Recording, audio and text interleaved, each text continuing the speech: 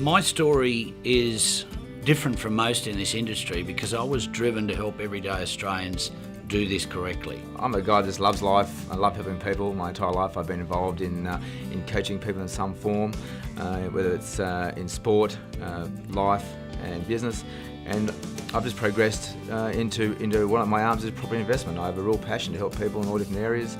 The main driver for me actually getting into this industry, because I've been a builder for a long time, but I've also been a successful property investor for a long time, which gives me a real insight into the back end of what people are investing in and how the process works. And it wasn't always smooth sailing for me. My first property, I didn't do all those things I mentioned. I didn't do the research.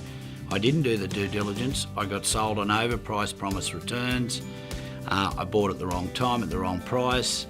And incidentally, the outcome wasn't what I hoped for. When it comes to property, I was one of those guys that was a seminar junkie. I spent years going to seminars, reading all the books on property, but did not take any action. And unfortunately, that cost me hundreds of thousands of dollars in potential growth. What that did was lead me on a journey of discovery of how the hell you can invest correctly. And then I started investing smarter, wiser, and more efficiently, and the success just kept coming. Unfortunately, the main reason I didn't jump, the reason I stayed on the fence for so many years was I needed certainty, and so I think we provide that for them. I don't like being sold to, and I don't think most people do either. So that sort of put me on the fence for longer. Most Australians, unfortunately, don't invest in their future because they believe super, savings, or the government will actually do something to help them in retirement, but factually, it doesn't work that way. We see through the ABS stats, 86% of the people in Australia are going to retire poor on a poverty income of $16,000 or less. It's pretty diabolical for most Australians, and I myself was brought up in a poor family.